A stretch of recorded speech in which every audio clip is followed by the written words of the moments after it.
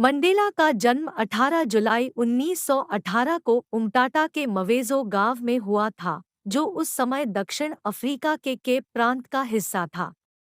पहले नाम रोलिहलाहला को देखते हुए, एक जोसा शब्द जिसका बोलचाल की भाषा में अर्थ है संकटमोचक बाद के वर्षों में वह अपने कबीले के नाम मदीबा के नाम से जाना जाने लगा। उनके पितृवंशीय परदादा नुबेंकुका दक्षिण अफ्रीका के आधुनिक पूर्वी केप प्रांत के ट्रांसकेयन क्षेत्र में थेम्बू साम्राज्य के शासक थे। नुबेंकुका के बेटों में से एक, जिसका नाम मंडेला था, नेल्सन के दादा थे और उनके उपनाम का स्रोत थे। क्योंकि मंडेला तथाकथित लेफ्ट हैंड हाउस इक्शिबा कबीले की पत्नी से राजा की संतान थे, शाही परिवार की उनकी कैडेट शाखा के वंशज नैतिक थे, सिंहासन प्राप्त करने के लिए अयोग्य थे लेकिन वंशानुगत के रूप में मान्यता प्राप्त थे शाही पार्षद।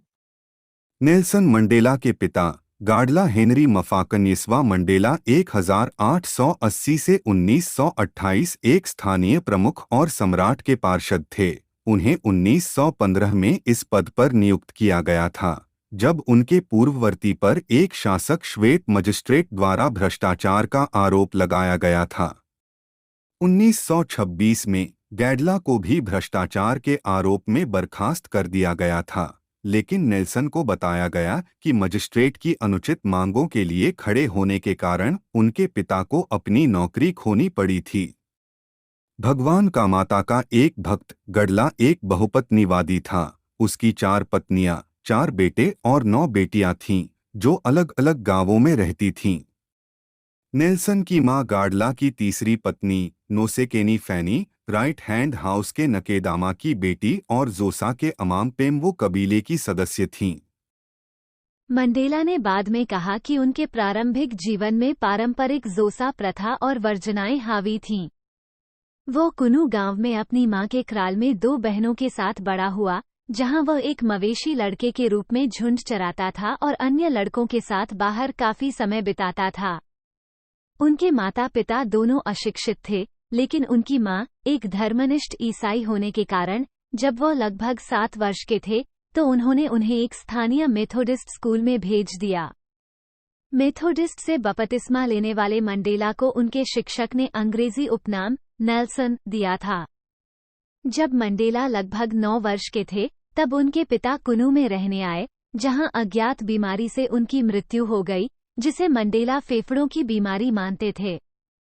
कटे हुए महसूस करते हुए उन्होंने बाद में कहा कि उन्हें अपने पिता की गर्वपूर्ण विद्रोहशीलता और निष्पक्षता की जिद्दी भावना विरासत में मिली है। मंडेला की मां उन्हें मखेकेज़्विनी के ग्रेट प्लेस महल में ले गई, जहां उन्हें थैम्बू रीजेंट चीफ जोंगिंटबा डालिंडिबो की संरक्षकता सौंपी गई। हालांकि उन्होंने कई वर्षों तक अपनी मां को दोबारा नहीं देखा। मंडेला को लगा कि जोंगिंटबा और उनकी पत्नी नो इंग्लैंड ने उन्हें अपने बच्चे की तरह माना और उन्हें अपने बेटे जस्टिस और बेटी नोमाफू के साथ पाला।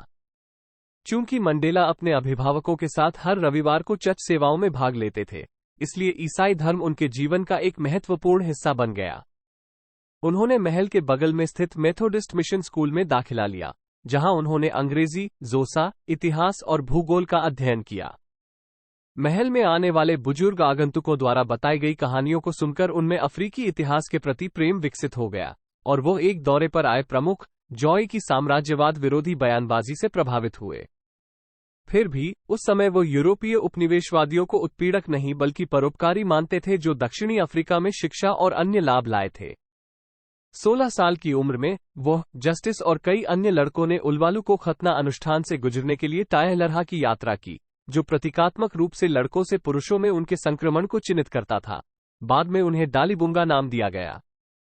थैम्बू शाही घराने के लिए प्रिवी काउंसलर बनने के लिए आवश्यक कौशल हासिल करने का इरादा रखते हुए मंडेला ने 1933 में एंकोबो के क्लार्कबरी मेथोडिस्ट हाई स्कूल में अपनी माध्यमिक शिक्षा शुरू की, जो एक पश्चिमी शैली की संस्था थी जो थैम्बूलैंड में काले अफ्रीकियों के लिए सबसे बड़ा स्कूल था। अन्य छात्रों के साथ समान आधार पर घुलने मिलने के लिए उन्होंने दावा किया कि पहली बार एक लड़की के साथ सबसे अच्छे दोस्त बनने के कारण उन्होंने अपना अटक गया रवैया खो दिया। उन्होंने खेल खेलना शुरू किया और आजीवन बागवानी का शौक विकसित किया। उन्होंने अपना जूनियर सर्टिफिकेट 2 साल में पूरा किया और 1937 में वे फोर्ट ब्यूफोर्ट के मेथोडिस्ट कॉलेज हील टाउन चले गए, जिसमें जस्टिस सहित अधिकांश थैम्बू राजघराने ने भाग लिया।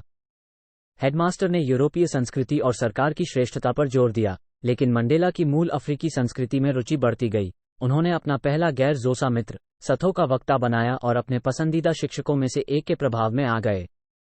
जोसा, जिसने सथो से विवाह करके वर्जनाएं तोड़ी। मंडेला ने अपना अधिकांश खाली समय हिल टाउन में लंबी दूरी के धावक और मुक्केबाज के रूप में बिताया और अपने दूसरे वर्ष में वो प्रीफेक्ट बन गए। 1939 में जोंगिंटाबा के समर्थन से मंडेला ने ईस्टर्न केप के एलिस में लगभग 150 छात्रों की एक विशिष्ट अश्वेत संस्था फोर्ट हेयर विश्वविद्यालय में बीए की डिग्री पर काम शुरू किया। उन्होंने अपने पहले वर्ष में अंग्रेजी, मानव विज्ञान, राजनीति, मूल प्रशासन और रोमन डच कानून का अध्ययन किया। मूल निवासी मामलों के विभाग में दुभाषिया या क्लर्क बनने की इच्छा रखते हुए मंडेला वेस्ले हाउस के छात्रावास में रहे और अपने रिश्तेदार केडी मातंजिमा के साथ साथ ओलिवर टैम्बो से दोस्ती की, जो आने वाले दशकों के लिए उनके करीबी दोस्त और कॉमरेड बन गए। उन्होंने बॉलरूम नृत्य करना शुरू किया, अब्राहम लिंकन के बारे में एक नाटक सोसाइटी नाटक में प्रदर्शन किया और छात्र ईसाई संघ के हिस्से के रूप में स्थानीय समुदाय में बाइबल कक्षाएं दी। हालांकि उनके कुछ मित्र अफ्रीकी राष्ट्रीय कांग्रेस ANC से जुड़े हुए थे, जो चाहते थे कि दक्षिण अफ्रीका ब्रिटिश साम्राज्य से स्वतंत्र हो। मंडेला ने नवजात आंदोलन में किसी भी तरह की भागीदारी से परहेज किया और ब्रिटिश के मुखर समर्थक बन गए। द्वितीय विश्व युद्ध छिड़ने पर युद्ध प्रयास। उन्होंने प्रथम वर्ष के छात्रों के लिए हाउस कमेटी स्थापित करने में मदद की, जिसने दूसरे वर्ष के प्रभुत्व को चुनौती दी, और अपने पहले वर्ष के अंत में गुणवत्ता के खिलाफ छात्र प्रतिनिधि परिषद SRC के बहिष्कार में शामिल हो गए। भोजन का, जिसके लिए उन्हें विश्वविद्यालय से निलंबित कर दिया गया था, वो अपनी डिग्री पूरी करने के लिए कभी नहीं लौटे। दिसंबर 1940 में मक्केज़वेनी लौटने पर मंडेला को पता चला कि जोगिंतबा ने उनके और जस्टिस के लिए विवाह की व्यवस्था की थी। निराश होकर वे क्वींसटाउन होते हुए जोहान्सबर्ग भाग गए और अप्रैल 1941 में वहां पहुंचे। मंडेला को क्राउन माइंस में रात्रि प्रैरी के रूप में काम मिला। यह उनकी दक्षिण अफ्रीकी पूंजीवाद की सक्रियता पर पहली नजर थी, लेकिन जब इंदुना मुखिया को पता चला तो उन्हें निकाल दिया गया कि वो भगोड़ा था। वो जॉर्ज गोच टाउनशिप में एक चचेरे भाई के साथ रहे, जिसने मंडेला को रियाल्टार और ANC कार्यकर्ता वाल्टर सिसुलू से मिलवाया। बाद वाले ने मंडेला को विटिकिन, सिडिल्स्की और एडलमैन की कानूनी फर्म में एक लेखबद्ध क्लर्क के रूप में नौकरी दिला दी, जो ANC के प्रति सहानुभूति रखने वाले एक उदार यहूदी लेजर सिडिल्स्की द्वारा संचालित कंपनी थी। फर्म में मंडेला ने ANC और कम्युनिस्ट पार्टी के हलुबी सदस्य गौर राडेबे और एक यहूदी कम्युनिस्ट नट ब्रेगमैन से दोस्ती की, जो उनके पहले श्वेत मित्र बने। मंडेला ने कम्युनिस्ट पार्टी की सभाओं में भाग लिया, जहां वे इस बात से प्रभावित हुए कि यूरोपीय, अफ्रीकी, भारतीय और रंगीन लोग समान रूप से मिले हुए थे। बाद में उन्होंने कहा कि वह पार्टी में शामिल नहीं हुए क्योंकि इसकी नास्तिकता उनके ईसाई विश्वास के साथ विरोधाभासी थी और क्योंकि उन्होंने दक्षिण अफ्रीकी संघर्ष को वर्ग युद्ध के बजाय नस्ल आधारित होने के रूप में देखा। अपनी उच्च शिक्षा जारी रखने के लिए मंडेला ने दक्षिण अफ्रीका विश्वविद्यालय के पत्राचार पाठ्यक्रम में दाखिला लिया और रात में अपनी स्नातक की डिग्री पर काम किया। एक छोटी सी मजदूरी अर्जित करके मंडेला ने एलेक्जेंड्रा टाउनशिप में जोहुमा परिवार के घर में एक कमरा किराए पर लिया। गरीबी, अपराध और प्रदूषण से भरपूर होने के बावजूद एलेक्जेंड्रा हमेशा उनके लिए एक विशेष स्थान बनी रही। हालांकि अपनी गरीबी से शर्मिंदा होने के बावजूद उन्होंने अपने मकान मालिक की बेटी के साथ असफल प्रेमालाप करने से पहले कुछ समय के लिए एक स्वाजी महिला के साथ डेट किया। पैसे बचाने और शहर जोहान्सबर्ग के करीब रहने के लिए मंडेला विटवाटरसैंड नेटिव लेबर एसोसिएशन के परिसर में चले गए और विभिन्न जनजातियों के खनिकों के बीच रहने लगे। चूंकि परिसर का दौरा विभिन्न प्रमुखों द्वारा किया गया था, इसलिए उन्होंने एक बार बासुटोलैंड की रानी रीजेंट से मुलाकात की। 1941 के अंत में जोगिंटाबा ने जोहान्सबर्ग का दौरा किया। वहां उन्होंने मंडेला को भागने के लिए माफ कर दिया, थैम्बुलैंड लौटने से पहले, जहां 1942 की सर्दियों में उनकी मृत्यु हो गई।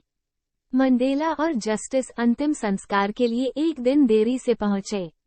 1943 की शुरुआत में बीए की परीक्षा उत्तीर्ण करने के बाद मंडेला थैम्बुलैंड में प्रिवी काउंसलर बनने के बजाय एक वकील के रूप में राजनीतिक मार्ग अपनाने के लिए जोहान्सबर्ग लौट आए। उन्होंने बाद में कहा कि उन्हें कोई अनुभूति नहीं हुई, लेकिन उन्होंने बस खुद को ऐसा करते हुए पाया और अन्यथा नहीं कर सकते थे। मंडेला ने विटवाटरसैंड विश्वविद्यालय में कानून की पढ़ाई शुरू की, जहां वे एकमात्र अश्वेत अफ्रीकी छात्र थे और उन्हें नस्लवाद का सामना करना पड़ा। वहां उन्होंने उदारवादी और साम्यवादी यूरोपीय, यहूदी और भारतीय छात्रों से मित्रता की, उनमें जो स्लोवो और रूथ फर्स्ट भी शामिल थे। तेजी से राजनीतिकरण होने के कारण मंडेला ने किराया वृद्धि को उलटने के लिए सफल बस बहिष्कार के समर्थन में अगस्त 1943 में मार्च निकाला। एएनसी में शामिल होने के बाद वह सिसुलू से बहुत अधिक प्रभावित हुए। उन्होंने सिसुलू के ऑरलैंडो घर में अपने पुराने दोस्त ओलिवर टैम्बो सहित अन्य कार्यकर्ताओं के साथ समय बिताया। 1943 में मंडेला की मुलाकात अफ्रीकी राष्ट्रवाद की अफ्रीकीवादी शाखा से संबद्ध एएनसी सदस्य एंटोन लेम्बेडे से हुई, जो उपनिवेशवाद और साम्राज्यवाद के खिलाफ नस्लीय रूप से एकजुट मोर्चे या कम्युनिस्टों के साथ गठबंधन का घोर विरोधी था। गैरकालों और कम्युनिस्टों के साथ अपनी मित्रता के बावजूद मंडेला ने लेम्बेडे के विचारों को अपनाया। उनका मानना था कि काले अफ्रीकियों को राजनीतिक आत्मनिर्णय के लिए अपने संघर्ष में पूरी तरह से स्वतंत्र होना चाहिए। अफ्रीकियों को उनकी अधीनता के विरोध में बड़े पैमाने पर एकजुट करने के लिए एक युवा विंग की आवश्यकता पर निर्णय लेते हुए मंडेला उस प्रतिनिधिमंडल में शामिल थे जिसने सोफिया टाउन में अपने घर पर इस विषय पर एएनसी अध्यक्ष अल्फ्रेड बिटिनी जुमा से संपर्क किया था। African National Congress Youth League एनसिल की स्थापना ईस्टर रविवार 1944 को बंटू मेंस सोशल सेंटर में की गई थी, जिसके अध्यक्ष लेम्बेडे थे और मंडेला इसकी कार्यकारी समिति के सदस्य थे। सिसुलू के घर पर मंडेला की मुलाकात एंकोबो, ट्रांसके की एक प्रशिक्षु नर्स और एएनसी कार्यकर्ता एवेलिन मेसे से हुई। अक्टूबर 1944 में एक रिश्ते में प्रवेश करने और शादी करने के बाद वे शुरू में 1946 की शुरुआत में ऑरलैंडो की टाउनशिप में एक किराए के घर में रहने तक अपने रिश्तेदारों के साथ रहे। उनकी पहली संतान मदीबा थेबी थेम्बेकिले का जन्म फरवरी 1945 में हुआ था।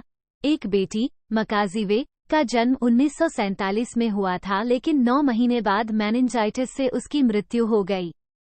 मंडेला ने घरेलू जीवन का आनंद लिया और अपनी मां और बहन लीबी को अपने साथ रहने के लिए आमंत्रित किया।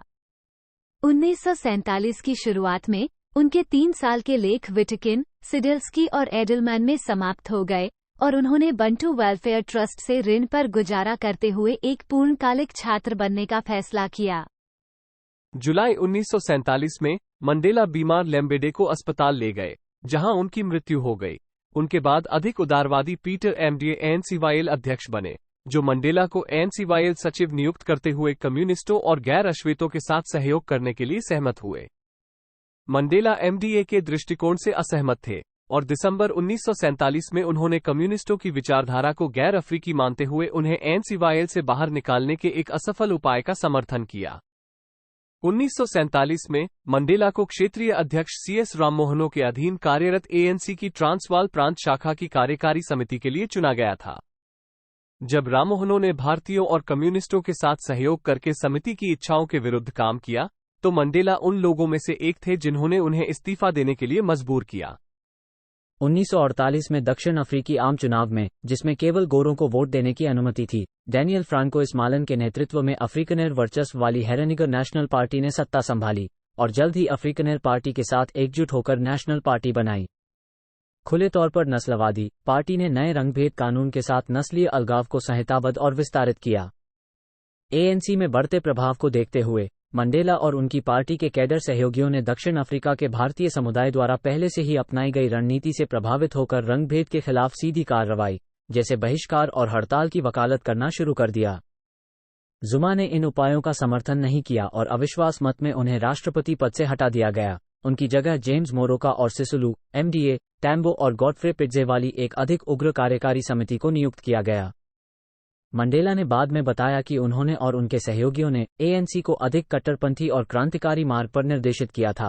राजनीति में अपना समय समर्पित करने के बाद मंडेला विटवाटरसैंड में अपने अंतिम वर्ष में 3 बार असफल रहे। अंततः दिसंबर 1949 में उन्हें उनकी डिग्री से वंचित कर दिया गया। इसके बाद मंडेला ने लेम्बेडे के अफ्रीकीवाद को खारिज कर दिया और रंगभेद के खिलाफ बहुनस्लीय मोर्चे के विचार को अपनाया। मूसा कोटाने जैसे दोस्तों और राष्ट्रीय मुक्ति के युद्धों के लिए सोवियत संघ के समर्थन से प्रभावित होकर साम्यवाद के प्रति उनका अविश्वास टूट गया और उन्होंने कार्ल मार्क्स, व्लादिमीर लेनिन और माओ त्से तुंग का साहित्य पढ़ना शुरू कर दिया और अंततः मार्क्सवादी दर्शन को अपना लिया।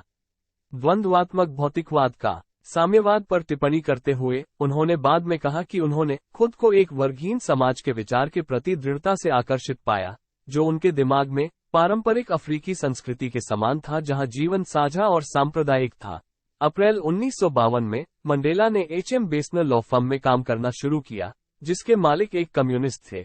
हालांकि काम और सक्रियता के प्रति उनकी बढ़ती प्रतिबद्धता के कारण उन्होंने अपने परिवार के साथ कम समय बिताया। 1952 में ANC ने भारतीय और कम्युनिस्ट समूहों के साथ रंगभेद के खिलाफ एक संयुक्त अवज्ञा अभियान की तैयारी शुरू की, स्वयंसेवकों की भर्ती के लिए एक राष्ट्रीय स्वैच्छिक बोर्ड की स्थापना की। यह अभियान महात्मा गांधी से प्रभावित अहिंसक प्रतिरोध के मार्ग पर चलने के लिए डिजाइन किया गया था। कुछ लोगों ने नैतिक कारणों से इसका समर्थन किया, लेकिन मंडेला ने इसके बजाय इसे व्यावहारिक माना। 22 जून को डरबन की एक रैली में मंडेला ने 10,000 लोगों की इकट्ठी भीड़ को संबोधित किया। अभियान विरोध प्रदर्शन की शुरुआत की, जिसके लिए उन्हें गिरफ्तार कर लिया गया और कुछ समय के लिए मार्शल स्क्वायर जेल में नजरबंद कर दिया गया। इन घटनाओं ने मंडेला को दक्षिण अफ्रीका में सबसे प्रसिद्ध अश्वेत राजनीतिक हस्तियों में से एक के रूप में स्थापित किया। आगे विरोध प्रदर्शन के साथ ANC की सदस्यता 20,000 से बढ़कर 100,000 हो गई। सरकार ने बड़े पैमाने पर गिरफ्तारियों का जवाब दिया और मार्शल लॉ की अनुमति देने के लिए सार्वजनिक सुरक्षा अधिनियम 1953 पेश किया। मई में अधिकारियों ने ट्रांसवाल ANC के अध्यक्ष JB मार्क्स को सार्वजनिक रूप से उपस्थित होने से प्रतिबंधित कर दिया। अपनी स्थिति को बनाए रखने में असमर्थ होने पर उन्होंने मंडेला को अपने उत्तराधिकारी के रूप में अनुशंसित किया।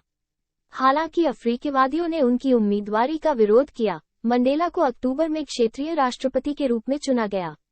जुलाई 1952 में मंडेला को साम्यवाद दमन अधिनियम के तहत गिरफ्तार किया गया और जोहान्सबर्ग में 21 आरोपियों में से एक के रूप में मुकदमा चलाया गया।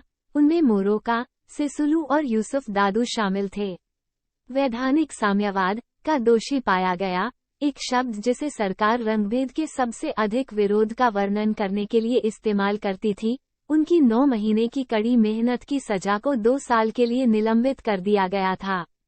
दिसंबर में मंडेला को बैठकों में भाग लेने या एक समय में एक से अधिक व्यक्तियों से बात करने पर 6 महीने का प्रतिबंध लगा दिया गया, जिससे उनका ट्रांसवाल ANC राष्ट्रपति पद अव्यावहारिक हो गया और इस अवधि के दौरान अवज्ञा अभियान समाप्त हो गया। सितंबर 1953 में एंड्रू कुनेने ने ट्रांसवाल ANC बैठक में मंडेला का no easy walk to freedom भाषण पढ़ा।